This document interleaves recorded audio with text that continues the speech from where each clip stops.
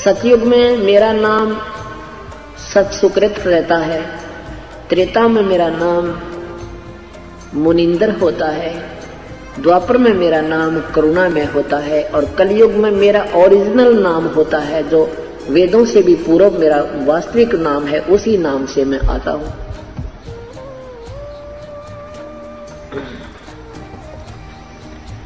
अब अपनी महिमा सतभी वास्तविक बता रहे हैं और साथ में धर्मदास को थोड़ी सी असमंजस में भी रखते हैं। कहते हैं मैं तो भगवान का भेजा हुआ उसका संदेश वाहक हूं। भाई उन्होंने एक बार क्या कहा, जब जीवों को दुखी देखा, धर्मदास जब जीवों को दुखी देखा तो यहाँ तपकशिला पर हाहाकार मचा रहे थे, तो परमेश्वर ने मुझे आज्ञा की और मैं वहां आकर खड़ा हो गया जहां पर ये काल इन प्राणियों को तपकशिला पर भून कर खा रहा था, भून रहा था। तो मुझे देखते ही सभी प्राणी, सभी जीवात्मा जो तपकशिला पर जलाई जा रही थी, क्योंकि ये ऊपर का कवर है, हम तो केवल इसको शरीर मानते हैं, ये नहीं, ये तो एक मिट्टी का एक और कोट है। ओरिजिनल शरीर इसके अंदर है, उसी में पीड़ा होती है, उसी में प्यास और भूख लगती है, उसी में शांति और अशांति होती है। मृत्यु के उपरांत इस 5 तत्वों के शरीर को कोई फूंकता है, गाड़ता है, कुछ करो, काटो चाहे पीटो, इसको कोई पीड़ा नहीं, क्योंकि वो आत्मा, वो ओरिजिनल शरीर निकल गया इसमें से।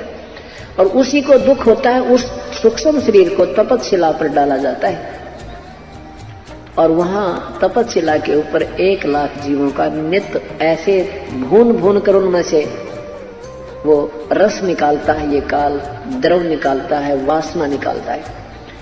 जैसे इस मन जो है ये काल का एजेंट है, उसका भेज छोड़ा हुआ एलिमेंट है। ये क्या करता है कि जीव को चटपटे आहार, खाना पीना, मीठा, एक आटे के 25 आइटम बना लेगा जब इसके आनंद आवे, और फिर बीड़ी पीना, तम्बाकू खाना, पान खाना, शराब पीना, मांस खाना, ये इसकी और गंदी आदत मन की है। और ये ज्यादा स्वाद इसलिए करवाता है कि फिर इस सूक्ष्म शरीर में वो वासना ज्यादा मिल जाती है और फिर उसका अंश निकलता है तपकशिला पर, इसमें घना आनंद आता है। जो ज्यादा विकार करते हैं उनको खाता है तो इसको ज्यादा आनंद आता है। इसलिए बुराई जीव से करवाता है। देखो बिना कोई ट्रेनिंग दिए ही बीड़ी पीने लग जा, सुल्फा पीने लग जा, चरस पीने लग जा, और हुक्का पाड़े जमा दिन रात लगे रहे। हमने देखा करते हमारे बुजुर्ग 5-5 मिनट में हुक्का भर ले, 1 घंटा गुरुड़ करते रहते और लेना एक ने देने दो। तो ये सारा कारण क्या है कि ये काल करवाता है, अपने स्वार्थ वश करवाता है। तो वहां तपकशिला पर जब परमात्मा कहते हैं धर्मदास, जब मैं वहां आकर खड़ा हुआ, अपने पुत्र जोगजीत का रूप बना के, परमेश्वर योग संतान कहो चाहे जोगजीत कहो, वहां आकर खड़ा हो गया तो सभी जीव जो तपकशिला पर जल रहे थे, मेरी वहां पहुंचते ही उनकी वो जलन बंद होगी। वो टुकड़ी, वो पत्थर की शिला ज्यों की तो जल रही है, लेकिन परमेश्वर की कृपा से उनको उसकी तपत महसूस नहीं हो रही थी।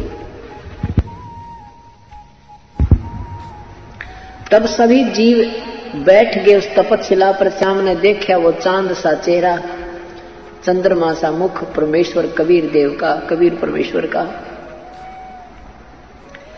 तो सभी जीव आत्माओं ने वहां भुगत रही थी, उन्होंने सोचा कि ये भगवान है जो हमारा प्रभु है। उन्होंने कहा, हे प्रभु, हम कौन से पाप का भोग रहे हैं यहाँ पर? तो परमेश्वर ने कहा, ये यहाँ का कोई पाप नहीं तुम्हारा, ये तुमने गलती सतलोक में की थी। पूरी सृष्टि रचना सुनाई परमात्मा ने। तुम जिसको भगवान मानते हो ये काल है, इसका नाम ज्योति निरंजन सर पुरुष, वास्तव में इसको कैल नाम है, इसका कैल। और अब इसको श्राप लगा हुआ 1 लाख मानव शरीरधारी प्राणियों का नित्य आहार करने का, और उस दिन से इसका नाम काल पड़ गया।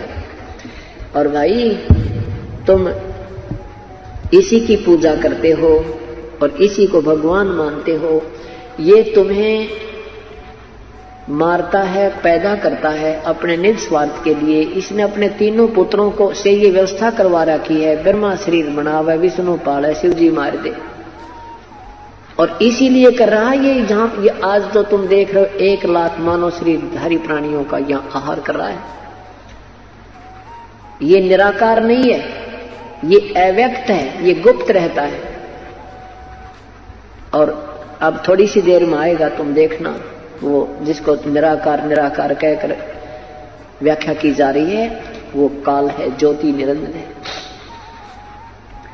तब पर वहां परमेश्वर ने पूछा कि तुम वहां चारों वेदों के बोल जानने वाले भी वहीं ऋषि महर्षि जो देव शरीर को भोग कर आए थे, वो देव भी वहां तपस्या पर घूमने जा रहे थे।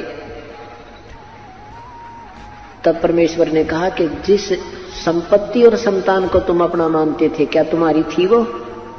तब कहते नहीं भगवान, हमारी नहीं थी, हमारा धोखा लग गया। हमारे को तो वहां इतना मूर्ख बना दिया जाता, हमने संतान और संपत्ति के अतिरिक्त कुछ चीज दिखाई ना देती। ये भगवान परमात्मा ने कहा कि जो पुजारी थे वो भी यही तपस्या पर, जो तुम्हारे गुरु थे वो भी तपस्या पर, और जो शिष्य थे वो भी तपस्या पर। तो ये जो दुख है तुम्हें इस कारण से हुआ था, वो सारी कथा सुनाई। तब उस समय तो सब पता लग जाता है, ना बेटा साथ आया, ना बेटी साथ आई, ना पति संग आया, ना पत्नी संग आई, ना संपत्ति साथ आई।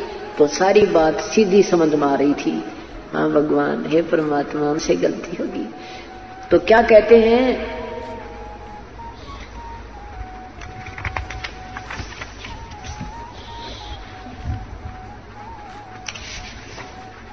तो वहां जीवों ने, उन प्राणियों ने कहा है परमात्मा हमें यहां से छुटवा लो।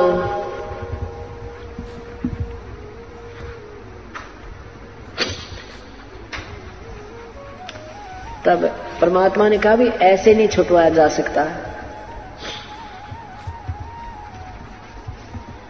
ऐसे नहीं छुटवाए जा सकते, ये हमारा नियम भंग हो जाता है। तुम स्वेच्छा से यहाँ आए हो काल के जाल में, और जब तुम्हें कोई पुण्य कर्म तुम्हारा उदय हो, मानव शरीर प्राप्त हो, और मेरा संत, मेरा कृपा पात्र संत कोई तुम्हें ये सतकथा सुनाता पा जावे, उनके इसके चरणों में लग के उपदेश ले लेना, और फिर मैं जानूं और ये काल जाने, अपना ऋण मुक्त होकर पुत्र तुम तब मेरे पास आ सकते हो, ऐसे नहीं ले जाए जा सकते। तो क्या कहते हैं,